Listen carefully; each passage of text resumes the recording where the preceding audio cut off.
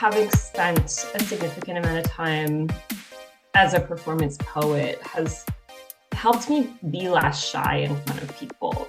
I have some crazy stories. I'm actually very concerned with professionalism, right? So there are things that I would do as an artist that I wouldn't do with a tarot class. But, when I was really deep into my performance poetry, I would do all kinds of things. I had a little act that I did for a while where I would put raw meat in my bra and pull it out on stage and fling it at people, or and I would walk into the audience and I would kind of get really close to them and try to make people uncomfortable. But it was part, it was part of the atmosphere I was trying to build, and it fit with the pieces that I was sharing. But once you've taken your shirt off in front of a room of strangers and, flung some raw meat at them, your shyness really starts to disappear, right? Welcome to the Stark Reflections on Writing and Publishing podcast. There has never been a better time for writers. More information, options, and opportunities are available to you, but navigating these requires insight. Join Mark Leslie Lefebvre as he draws upon more than a quarter century of experience as a writer, a bookseller, and a trusted book industry consultant to explore and reflect on the writing and publishing landscape to help you make informed choices on your writer journey.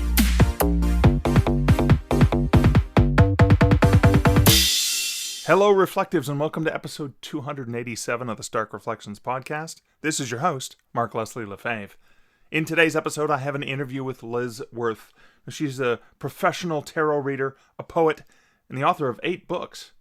Liz has been nominated twice for the Relit Award for Poetry, and her writing has appeared in Flair magazine, Chatelaine, and the Globe and Mail. Now, we have a fantastic conversation about vulnerability and responsibility in writing, performance art, and tarot readings. And that's coming up later in this episode. First, let's hear a word from this episode's sponsor. This episode is sponsored by Findaway Voices, and for the ad read, I'm going to share an article from the Findaway Voices blog called 3 Ways to Leverage 100 New Redemptive Codes in Your Marketing. So Findaway recently announced that you can get 100 giveaway codes, now called redemption codes, per published title to unlock audiobooks on Spotify.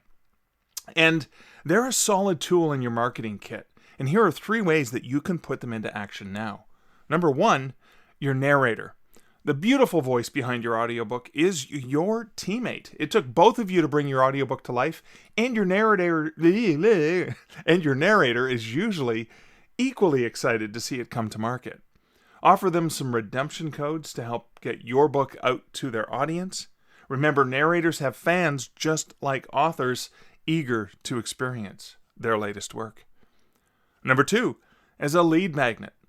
An audiobook is a compelling item that can incentivize your website visitors to join your email list for a chance to receive your latest audiobook on Spotify.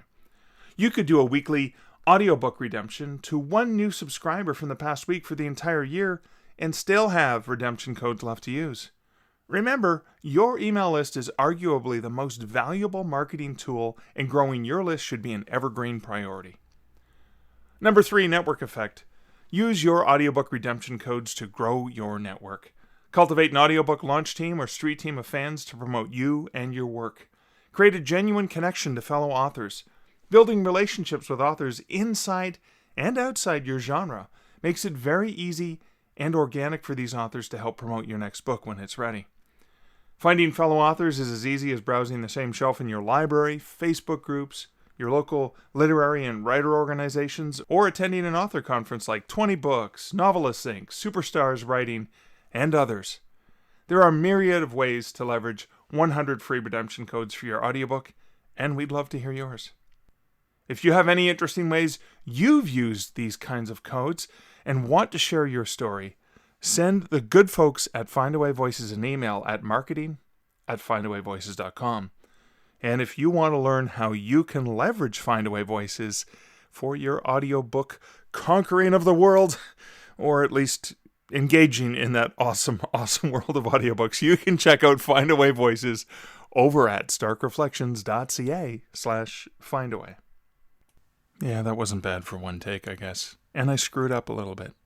A professional narrator at Findaway Voices would not screw up the way I did, but I'm just going to leave it in there. See if anyone noticed. I am going short on the personal update this week, and I'm not going to be reading any comments. I will get to comments in a longer personal update in the next episode. Suffice it to say, work continues on Hex in the City. Julie and I are in the very last throes, and this has been an interesting one because we've done so much editing about the first 80% of the book. So many times we've gone back and forth and re-edited each other's works and our own works and sort of back and forth. It's really amazing how much working. Well, Julie also does editing work as well, and I've worked with her as an editor, and she's awesome. So it's a really great relationship, and I know she's made my writing, tighter and better in so many places. But the work continues on that. We still sort of have the last 10,000 words or so we still have to write so that we can get that off to our editor at the end of this month. And hopefully we're going to get our editor, because we're really only looking for not like a developmental edit, but just sort of that high level proofread, copy edit sort of look through and find some of those errors. So hopefully it'll be relatively polished and a relatively painless experience for that editing, so that we can do the revisions in February. I get that off to our narrators, Scott and Sarah, and then get that book out the door for March 14th, at which point I get to work on Yippee-Ki-Yay, Mother, insert bleep here, my tribute book to Die Hard, which is coming out in the summer, in time for the 35th anniversary of the release of, one of the best Christmas movies ever. Anyways, the whole Die Hard franchise. So much trivia, so much. I've read a number of books about it already, going back through special features and interviews, and there's just so much content to talk about. I'm going to try my best to keep it short, under 200 pages, like I did with the Canadian Mounted about planes, trains, and automobiles. And that'll be interesting. It'll be interesting to see how that comes about. But I really get to start working on that in a more serious way once we can get Hex and the City out the door and at that next phase. But right now, it's been challenging trying to jump back and forth with the other one. Other projects are Snowman Shivers. So Nicolette Jones, who did the artwork, some of the artwork for the English version of Snowman Shivers, she did the translations. I had a good proofreader go back through that in French, since I can't do that. And I also have Snowman Shivers was translated into German. And I'm going to do my best this winter, before the advent of spring, while snowmen are prospering and loving their lives. I want to get the Snowman Shivers out in French and in German. So that'll be exciting. And that's a short project. It's only about 12,000 words, but good to get those out the door. And that's something I can probably focus on in the next few weeks. So that's it for the introductory matter. That's it for my personal update. Why don't we get right into this awesome conversation that I had with Liz Worth. Hey Liz, welcome to the Stark Reflections podcast. Hi, thank you so much for having me. It's so cool to chat with you and talk about the many different things you sling. You sling cards, you sling words, you sling vocal performances, etc. What am I missing? Am I missing anything? Yeah, I have a vintage and antique booth as well, as a little side business. Yeah. Oh my God. Okay. Wow. Is that a permanent thing, or is it like a traveling roadshow?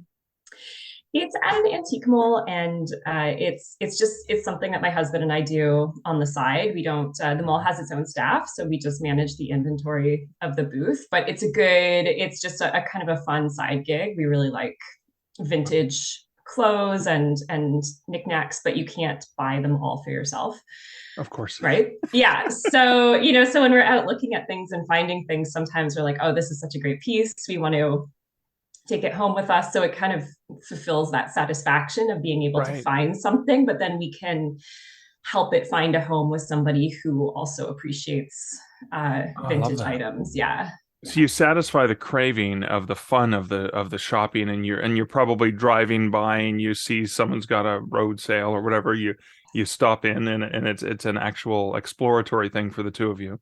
And then Totally. Yeah. you're not stuck with it, meaning you purchased it knowing that it's going to go into the shop potentially, if not in your own home, if that's something that you really want to. Because I imagine sometimes you bought it thinking it was for home and it's the shop, and sometimes you bought it for the store, and sometimes it's, no, we need this in our living room. Yeah. I mean, that definitely happens. We're trying to be better at that for sure. But yeah, it also satisfies something for us too, because when my parents died in the last several years, and so realizing how much stuff there is when people downsize or when there's an estate to manage, it also satisfies that in some ways, because we know that it's sometimes a helpful thing to do for people too, to take things off of their hands Right. when they're trying to find a special home for something that maybe was part of a meaningful collection or that had a lot of sentimental value, and they don't just want to drop it into a random donation bin, not knowing Right. what will happen to it or if it will get broken, sitting on a shelf at a thrift store somewhere. So it also, Wow. yeah, it kind of gives us a way to feel like we're doing something that's useful too. Mm-hmm.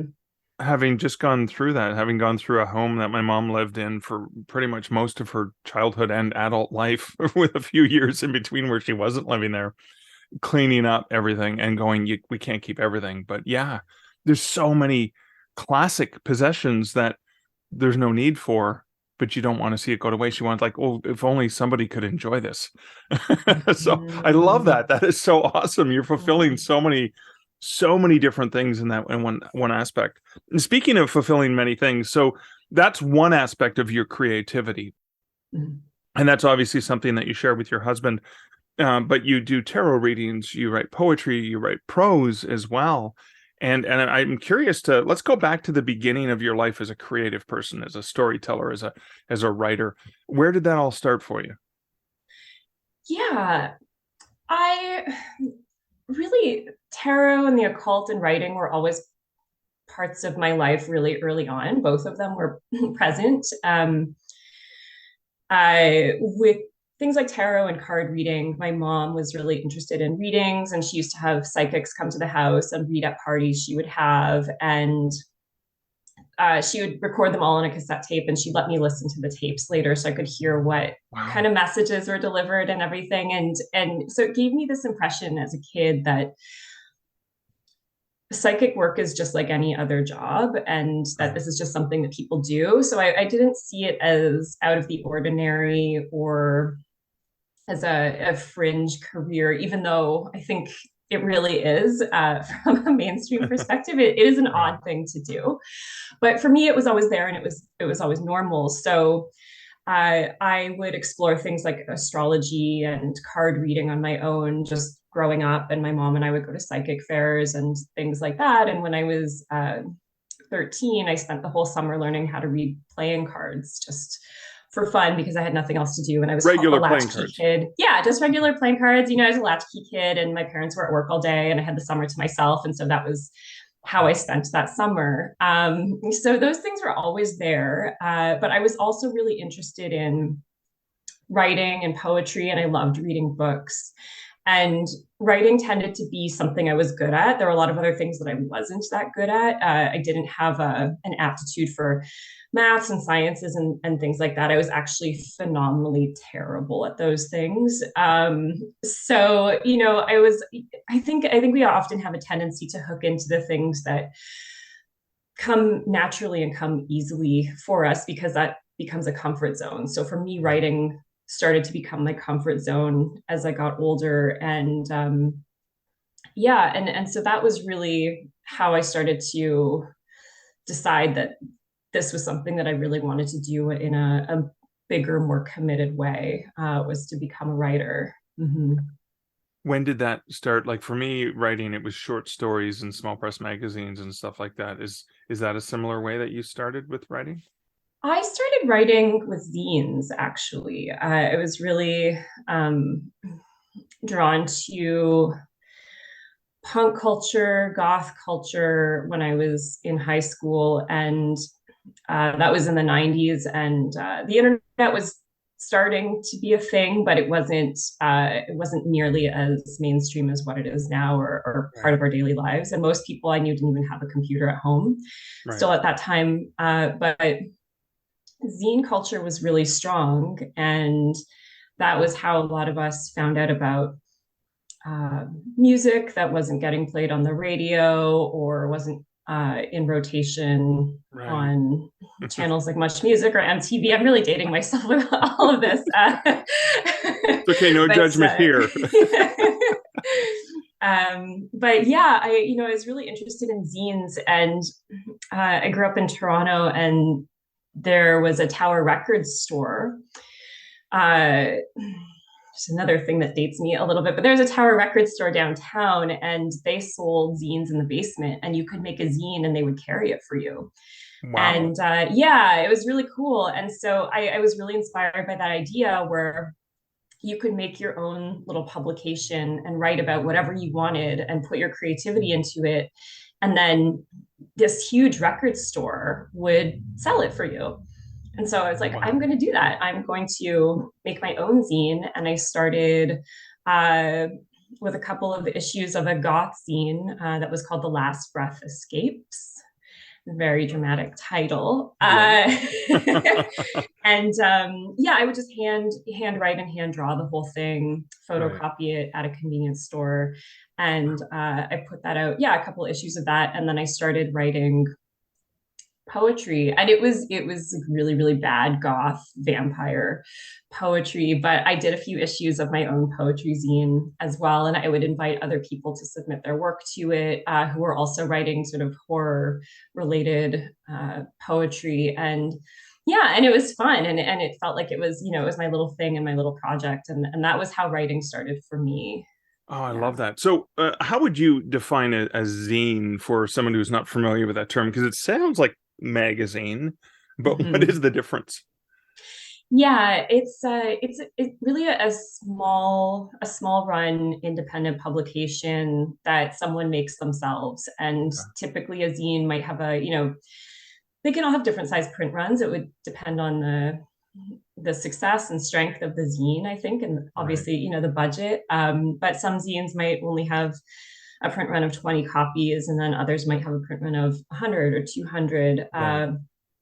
But yeah, it was just an independent, ephemeral publication that would, yeah, have a one-off print run. Didn't exist anywhere else, just on paper, really in the moment. And there you are. How old were you when? And so Tower Records in Toronto, for anyone who's not familiar with it, that's a pretty big deal. And you have a zine on sale at Tower Records in Toronto. Wow. Yeah. How old were you when that happened? So I did my first scene when I was about 14 or 15. Wow. Yeah. Yeah, Wow. I know. Yeah. And then I continued to do zines up until I was probably 18. I think I did my last one. Wow. Yeah. Do you still have some copies of some of the I original? do. I Yeah. do. Yeah, they're really embarrassing. Yeah, but that's the whole thing. But it's experimentation, right? And it's like I am going to do this. And what I love about it, and I think digital publishing has really helped expand this for other people in a different forum, is you can take a very niche market. I want to write about this style of music, for example. I want to write gothic vampire poetry. I want to write about this niche, and there's an audience for it somewhere, right? So Mhm, you're mhm. like ahead of the curve when it came to digital publishing. Yeah, I mean, I never thought about it that way, but it's true. Right now, things are becoming more and more fragmented all the time, right? And Yeah. everybody is realizing that even if you have a social media platform, if you want to you'd be a TikTok creator or an Instagram influencer, that it helps to have a really specific angle, Right. right? Yeah, I hadn't thought about that in terms of zines. It's a good connection to make. So then the writing, you were doing poetry as well back then. What came Mhm. first? Was it prose or poetry for you? Because I know you have poetry books and a novel out, at least one, Yeah. right? Yeah, poetry was always my first love. But then my mom was always kind of mad at me that I wanted to be a poet because it's really hard to make a living as a poet. And I think she was worried that I was going down this path of being becoming a starving artist Yeah. or something. And in hindsight, I think she was right, even though when I was younger, I didn't really like hearing that as a reality. But I started to think of ways where I could still be a writer and tap into uh, the skill of writing, but still build a career out of it. So I started to pursue a career in journalism, and I did a diploma program in journalism, and then started to freelance for different publications in my early 20s. So I wrote for newspapers like the Toronto Star, magazines like Exclaim, and I had a big focus on music again, still pulling influence from subcultures, right? I wrote a lot about punk music. I ended up that led into writing a book about the history of punk in Toronto, Hamilton, and London, Ontario. Yes. And so yeah, so that was that became my first book and my first big Right. really big significant writing project. But yeah, that was again kind of my way of figuring out, can I be a writer without feeling like everything is always a struggle and a hardship, right? Right. And can I make space for this in my life in different ways? Mm-hmm. And so I'm kind of curious as to the fact that you do professional speaking. And I always tie poetry, or at least my preference for poetry is spoken word, performance poetry. Did your poetry writing lead to that led to public speaking, or how did that all tie together? Yeah.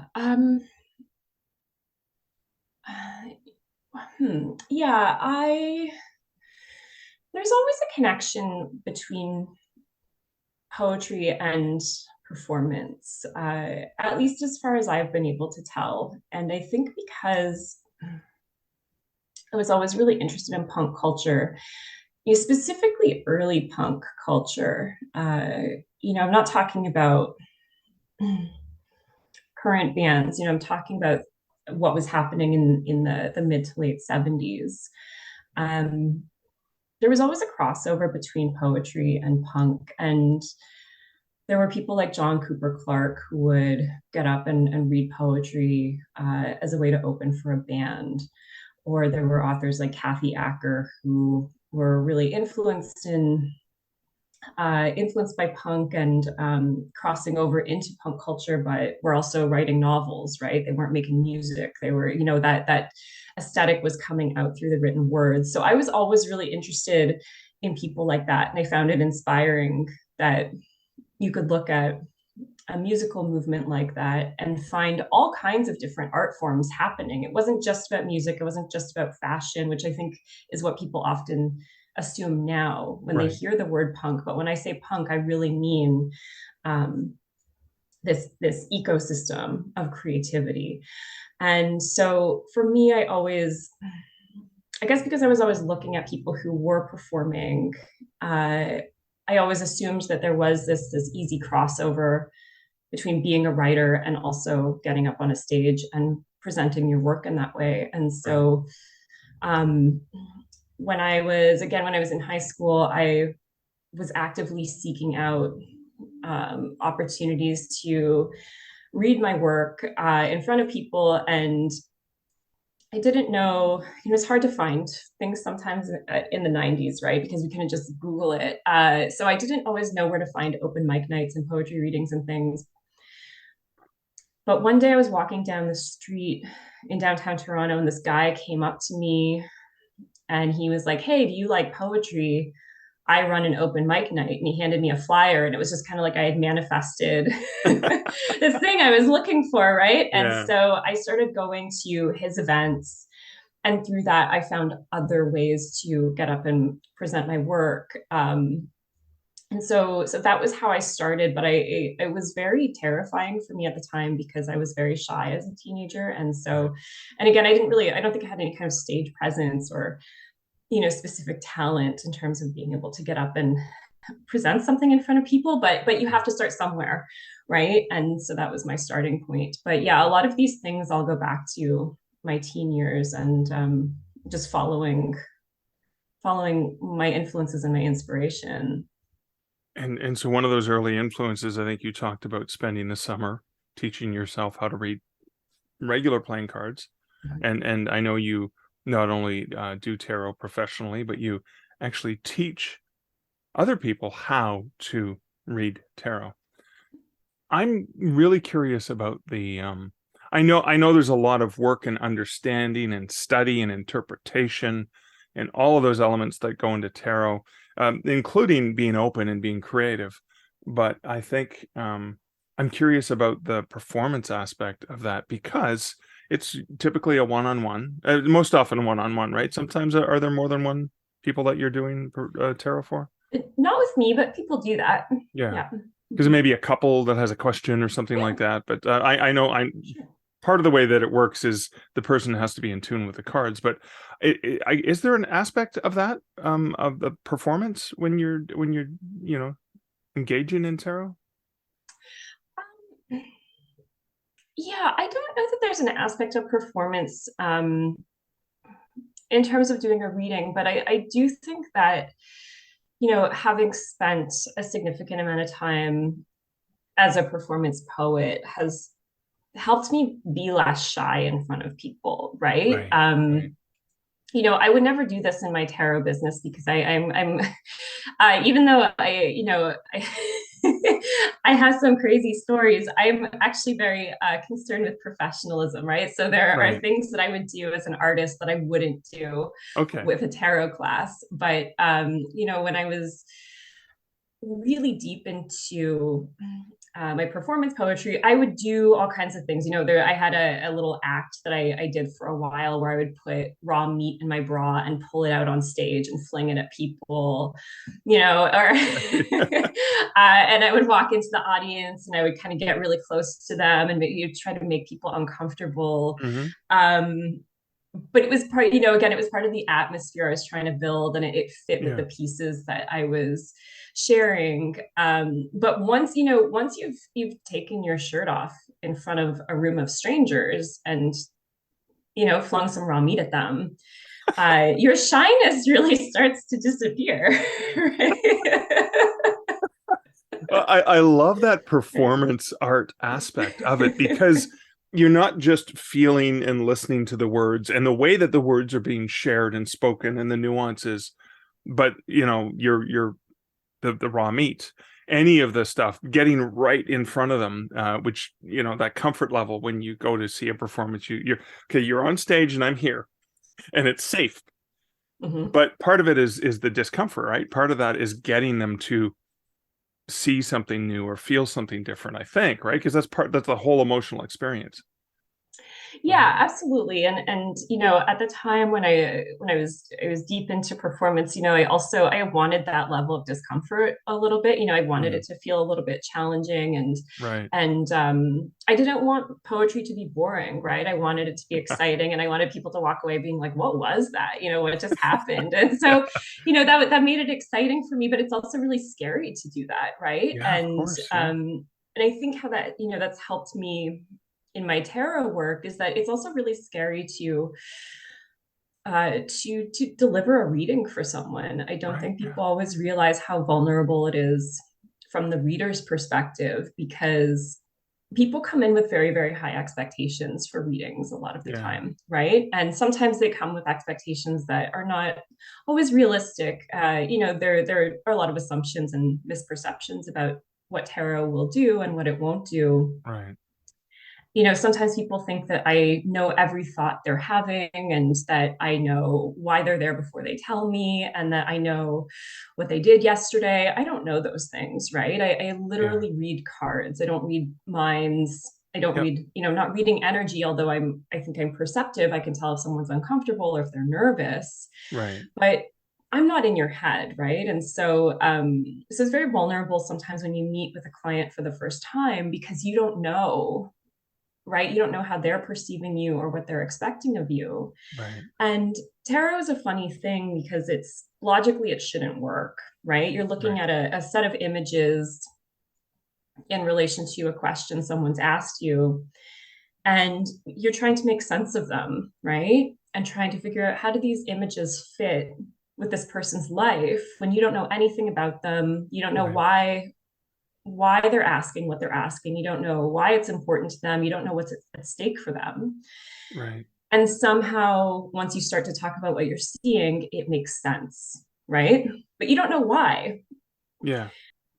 And that's a scary thing to do because you always have to go out on a limb with every reading. You're taking a risk with your interpretation, right? Right. People assume that I know why I'm saying what I'm saying, but I don't. I'm just Right. telling you what I'm seeing. Yeah, and then there's this collaborative effort of the person who can interpret what you've shared from what you've seen in the cards. I guess interesting that vulnerability is a two-way vulnerability. It's not just the client who has a burning question or something that they want to know or understand better, and you have the vulnerability of being open to read what you're seeing and then to interpret that for them. Wow, I never thought of the two-way Absolutely. vulnerability. Interesting. Yeah, it's a very difficult thing to do, because there's a lot of responsibility involved as well, right? And Right. so you really have to be mindful about what you're saying, how you're saying it, Right. right? How you're helping people, how you're helping them understand Right. the information that you're giving. And the same goes for when you're teaching tarot, right? There's a vulnerability there too, because people also have expectations. If they're paying for a course and they're really invested in learning something, you want to make sure that they're having a good experience with that, right? You want to make Right. sure that they are moving forward with their study and they don't, that they don't just feel like they're getting a bunch of fluff, right? So there's Right. also vulnerability there too, because the quality of your work really has to be quite high, and it does have to be able to give someone some kind of transformation. Yeah. I Hmm. I- I'm thinking of parallels to story here too, but I was thinking about there must be common questions that people approach you with, or and you talked about the misperceptions of what it is. Like it's not a sideshow trick. It's Right. not some magical performance on stage like a magician with sleight of hand. It's not mind reading. It Mhm. is it's like a connection, I believe, right? And you're connecting and getting, obviously, the way that the cards are cut, the way that they're mixed together, the way that they're relayed, all ties back into that connection between the two people, right? Yeah, it's a funny thing. I think of it more as a language. Okay. You're reading this visual language, right? Because tarot is a set of artwork. Right. So you're really looking at the images and again seeing some kind of narrative pattern, story, synthesizing those images together to build that reading. Yeah, so that's how I think about it more, rather than say a connection. Even though I think emotionally and intellectually I'm connected to the craft of tarot, right? Because I've Right. spent a lot of time getting to this point with it. But yeah, what I do is I really just read what's there. Okay. Yeah, but I think that sometimes what people don't know what's happening is again how does it make sense, right? It's one of those Yeah. things that, uh, if I try to rationalize it, yeah, I say it's not a connection. I say I'm just reading the pictures, But at the same time, there is something to it that I can't quite explain because there is a randomness to it, right? We shuffle the cards. Why do the cards, out of the whole deck of 78 cards, why do we get the cards that we pull? Right. And why are those the ones that seem to make the most sense to the client, right? Okay. Why are these the ones that fit the question best, or depict maybe a situation that the person is in so clearly, when any other cards could have shown up for that time, Okay. right? That's the intangible thing with tarot that's harder to explain. Right. It works. That's what I always tell people. Like, I can't really say why it works. I can tell you how I do it, and I can show you how to do it for yourself. Right. But there is something that feels a little bit magical or mystical to it, that has that special quality. Mm-hmm. So what are the factors when it doesn't work? What are the common factors when things just don't fall together or they don't work? Yeah, I mean, I find with tarot, one of the things I always tell people is that tarot will always have an answer, right? If you ask a question and you put cards on the table, there's information in those cards. Right. So there will always be something to talk about, something to read there. Right. Sometimes an answer might not land with somebody, and there could be a lot of reasons for that, right? A reader's interpretation could be wrong, right? Yeah. Readers are people. And Yeah. so it's like anything else. There are a lot of other examples in the world where people look at information, they study data, they try and experiment. They don't quite get the answer that they wanted or that they thought would be there. That happens all the time, right? Right. That's part of life. Sometimes, there could also be something that doesn't feel like it lands with a client or a sitter because sometimes they don't have the full awareness of a situation, right? I do think that tarot works best for people who have a high level of self-awareness, or who are willing to do a little bit of analysis or reflection about a situation, Right. or to really understand why they're asking what they're asking, right? Sometimes Right. I've had people ask questions that they had not, really no stake in, or they were just kind of asking something just for fun, Yeah. but it Right. has no weight or bearing on their life. So sometimes, if that's what you bring to a reading, that might be what you get back out of a reading. Right? Cool. Yeah. Do they ask the question aloud, or do they keep the question within and you're reading and then they're interpreting based on what you've shared with them? Yeah, I always encourage people to ask, to tell me what their question is. It's a lot easier for me if I know what you're looking for, right? Right. Right. You're like, Because yeah, again, you knowing how to potentially to interpret. Okay. Yeah. yeah, for me, everything is about context with tarot, Yeah. right? So you ask a question and then we go from there. When people don't pose a question, that's often considered a cold reading, where the reader might be, Okay. yeah, trying to figure out, what is the client even trying to ask. But to me personally, I just feel like it's a waste of time to do that. Like, just tell me what you want and then we can get to the answer faster, right? Rather than turning it into a guessing game of trying to figure Right. out what you even care about, right? Just tell the reader. It's so much easier. I'm going to tie this back to writing because Mhm. it's so important. Theater or in writing is understanding the character's motivation in a scene. Different characters all have different motivations, and there's conflict, and that's where it comes from.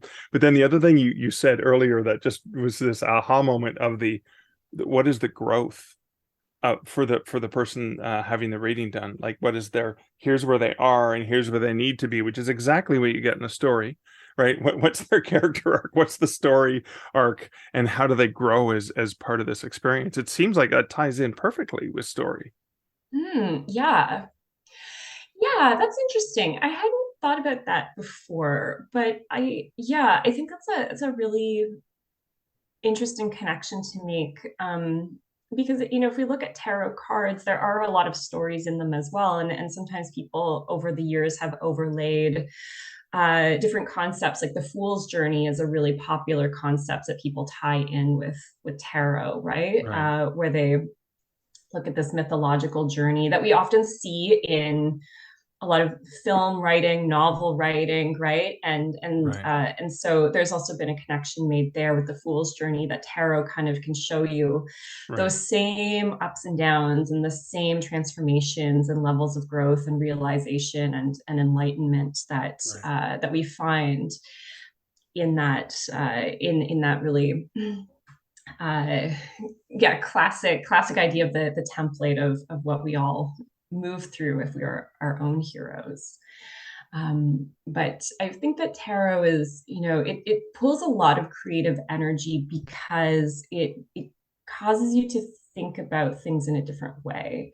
Right. We are very text-based people, and when you start to read artwork and translate that artwork into a conversation or a dialogue, it uses a different part of your thinking than you normally do, but it's also similar to writing in that a lot of us are visualizing scenes from a story, right?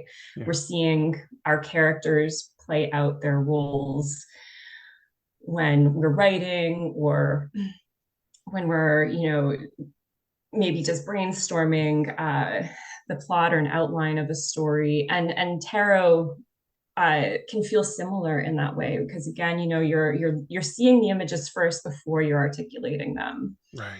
right? And sometimes, yeah, anyone who's tried to write anything also knows that it's easy to visualize something. It's a lot harder to put it into words sometimes, right? So tarot really challenges you to do that quickly and on the spot. Right. Yeah. Okay. Have you ever leveraged a tarot reading when you hit writer's block, or or something in a story, where instead of doing a reading for another person, that you're doing a reading for a fictional character? Have you ever Oh done that? yeah. Oh yeah. I think tarot is an amazing tool for writers and artists of all kinds for those reasons. You can do tarot readings for characters that you are creating. You Right. can do readings for a book you're writing. What is the energy of the book? What does it Right. want from you? Okay. How does it want to be treated? All of these questions are really exciting to ask when we're looking at projects, because I think that projects are entities of their own, Yeah. right? They all have their own specific energy and their own desires and their own timelines. There's no two books will feel the same when you're writing them, even if your writing process doesn't change that much between Right. each one, right? Some of them flow really easily and then others take forever, right? So yeah, tarot is an amazing tool to help understand those things, and to help, sometimes understand, why isn't something clicking yet, or what does it need to Yeah. start to come together. Yeah.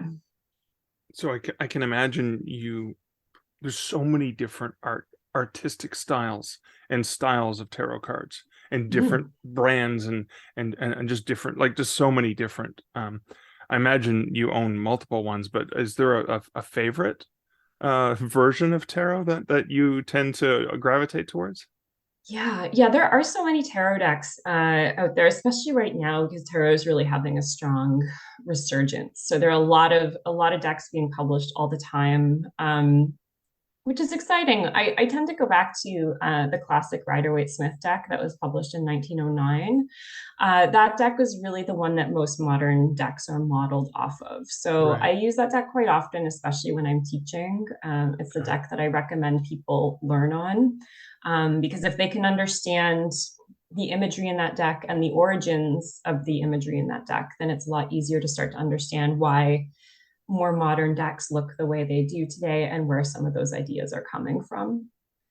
Okay. But there are other great decks out there. There's one I like a lot called the Cosmic Tarot as well, which was published in the 80s, and it has a lot of really interesting pop references in it. Like there's like a card that looks like Freddie Mercury, for example, and Okay. yeah, it has lots of good 80s hair in it, and it's just yeah, it's a fun one, yeah, for sure. I love that. I love that. So for writers listening to this podcast, um, are there certain things that you would just love for Hollywood, for script writers, for novelists to stop doing when they actually have a tarot reader or anything related to tarot in the books. It's like that. It's just, for example, like a gun enthusiast might say, no, no, no, that's not how this weapon fires. It's completely wrong. The safety's on this side or whatever. Are there certain things where you just think, oh my goodness, can't they do a bit of research and get this right? Oh, it's such a good question. No one's ever asked me this before. It's tough because I understand the I understand where some of the references we see come from, right? Right. The kind of stereotypical neon sign psychic studio that, right, that we Yeah, see yeah. out there. That's always a little bit spooky and dusty.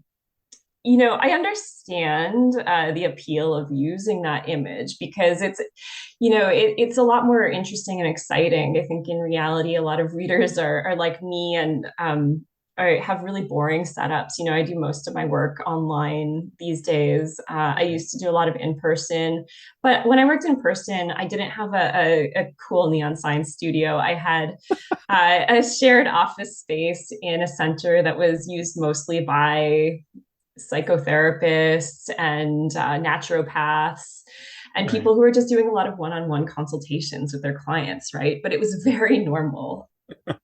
So it doesn't work It as wasn't well a as sneaky in a back alley film, and I had to go down the dark stairs and the right? candlelight. No. Right? I mean, no. So I think some of those things they're not as exciting or interesting when we're trying to translate them into a scene for something. So I understand why those images come about, and I also understand why some of the way that we use tarot in films and to some extent sometimes fiction as well is often based around kind of doomsday prophecy or scary predictions for the client, right? And Right. the character. In reality, tarot isn't often like that. Most readers are not trying to scare their clients into thinking that there's something terrible waiting for them Right. around the corner. And Yeah. usually life is not like that, right? Usually life is actually pretty mundane and boring. And that we're typically just moving through everyday concerns and challenges, and everybody worries about the same things, right? They care about their families, they care about their relationships, they care about their jobs, their finances. Those are questions that most readers are talking to people about, and a lot of the time people come to readings because they're looking for certainty. Right. That idea of having some kind of grand prediction or prophecy, or that a reader is going to kind of talk as though they're seeing the movie of your life play out in their head, doesn't usually happen, Right. right? But again, it's not as exciting if you're putting that in a film. And so I understand, and I think it's okay. I think artistic interpretation is always okay. I'd rather have people feel like they can run with an idea creatively than feel like everything has to be tamped down or Right. yeah, fit someone else's idea of reality, right? I think if it inspires you, just go with it. I love that. I love Yeah, yeah. that. Can you talk a little bit about your latest novel? Yeah. So it's called The Mouth is a Coven. It's a vampire novel that I think really pulls together all of the influences that I've talked about today. It is occult inspired in that the characters in the novel are trying to summon a demon that they believe will help them become vampires, and he's based off of a folk legend in the city that they live in. And the city they live in is very haunted in its own way and has a lot of local folklore that Right. runs through it. And so there's this legend about this spirit. They want to summon him. They think he's going to give them everything they want. And so they do certain rituals around this. And then he does come for them, but he doesn't, obviously, it doesn't exactly go according to plan Right. and turn out the way that they're hoping it will. But it's a little bit of a different take on the vampire genre, I think. And it does pull a lot of references from goth culture, from also occult culture. So if you're interested in goth clubs and The Cure and Cocteau Twins and the 80s and 90s, you know, pre-internet, no one's on an iPhone or anything in the book, so you're not going to find that. But if you're interested in those things and interested in horror that's written and also in a little bit more of a poetic, experimental way, then this book will probably, hopefully, be up your alley. Mm-hmm. Cool. Thank you. So can you share with my listeners where they can find, links to your books, that book and your other books online, as well as if people are interested in booking you for a tarot reading or learning from you because you do teach tarot readings, where can they find out more about you? Yeah, for sure. So for my author work, my novels and poetry and all that, lizworthauthor.com is the place to go. Okay. But then if they want tarot specifically, or they want classes, then lizworth.com is the place to go. I'm also on Instagram. My handle is lizworthtarot. My Instagram page is usually a really good place to start if you're looking for tarot information, because I do share a lot of different tips and advice around learning tarot, but also getting a tarot reading. So if you're just kind of curious about how I work there, it's a good place to get to know me a little bit more. Awesome. And there will be links to all of those places in the show notes at starkreflections.ca. Liz, this was so much fun. Thanks so much for hanging out with me. Oh, thank you. Yeah, this was fun. I really appreciate it. It was so much fun going back and listening to this interview conversation that I had with Liz. And I'm remembering I have so many conversations that I did in the fall of 2022 that I haven't put into the feed yet. And I don't necessarily put the interviews in the order that I got them in. I feel it out. Which is kind of what I wanted to reflect on in something that Liz said towards the end of our conversation. I mean, there's so many great things to reflect on here, but I want to stick with this one here. And it was the idea when I was asking her about, how people screw up in Hollywood and in shows and in books and stories. They create this mystique around tarot and the neon signs and all that ambience that's not necessarily the reality. It's the fictional reality, kind of like the Miranda rights that you see in cop shows. And she said, it doesn't bother her. As a professional tarot reader, it doesn't bother her because she loves to see creative people run with an idea creatively. And she says if it inspires you, just go with it. And you may consider that, it's kind of poetic license, is we know that this thing may not actually be 100% real, but it feels real. And I remember this in a first year university film studies class. And it was, I think the professor used the term, and this goes back to like 1988, 89, probably sometime in that era. And it was a stylistic film, and it was a chairness. That it didn't look like a normal chair, but you understood it was a chair because it had chairness. And I, for the life of me, I cannot remember the name of the film. It was a black and white film. It was a silent film. It had musical score and all that stuff on it. And I just remember the instructor asking us to pay attention to things like that in the film that were not necessarily realistic, but you got it. And I remember that from my theater days.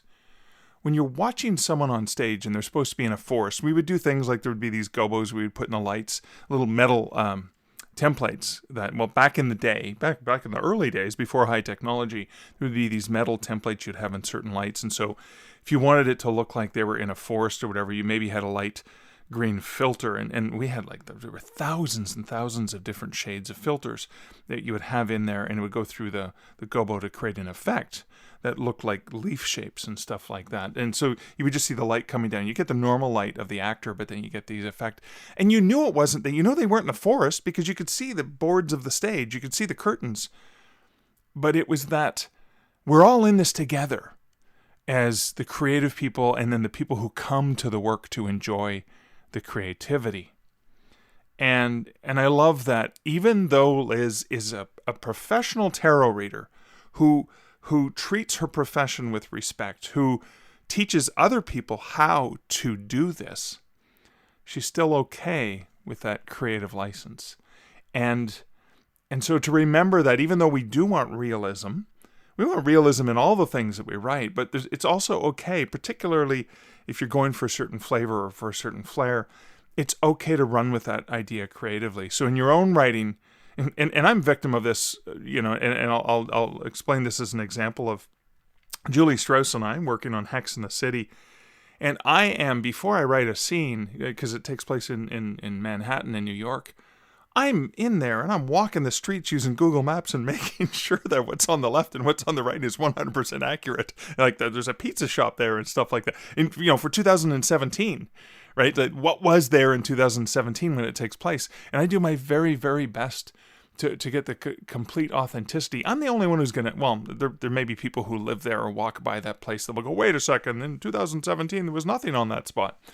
Anyways, I get so hung up on that realism and wanting to get it 100% right. Wanting to get the weather right. This is important for my werewolf, but when is sunset? Is it 8:04 on August 4th, 2007? Was it cloudy? Was it rainy? Was it foggy? Was it sunny?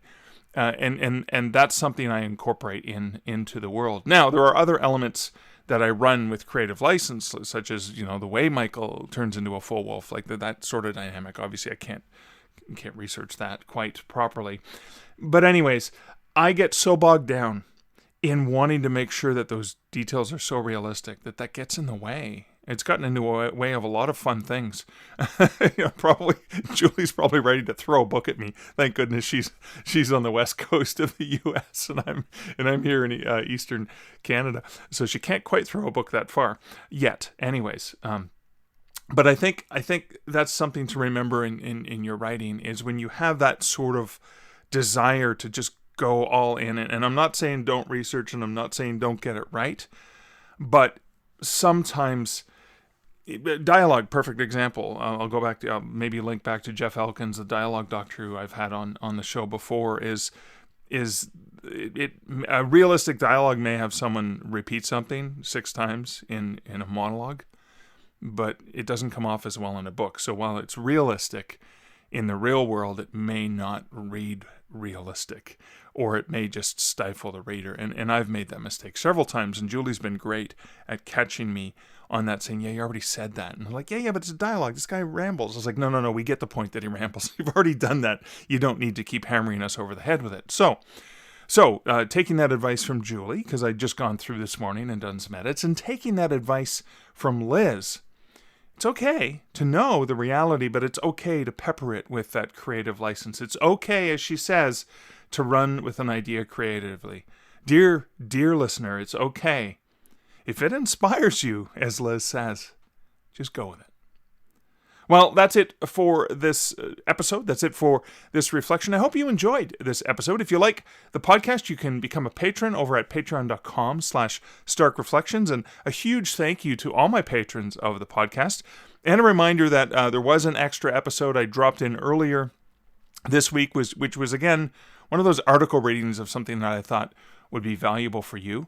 Now, if you do find this podcast valuable, useful, and you like it, you do not have to become a patron. There is a Buy Me a Coffee button option at starkreflections.ca, so you can do that. Or you can share a review of the podcast on whatever platform you're listening to it on. Or better yet, share this episode or other episodes that have really moved you, inspired you in some way, with somebody that you think would find value in it. As I said, that's it for episode 287. Thank you so much for listening. Until next week and next episode, this is Mark Leslie Lefebvre wishing you great writing and good Stark Reflections. Thank you for listening to the Stark Reflections podcast.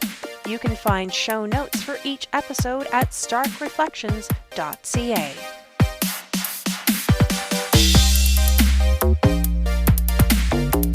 The music for this podcast, Laser Groove, was composed and produced by Kevin MacLeod. Check out more of Kevin's great music at incomptech.com.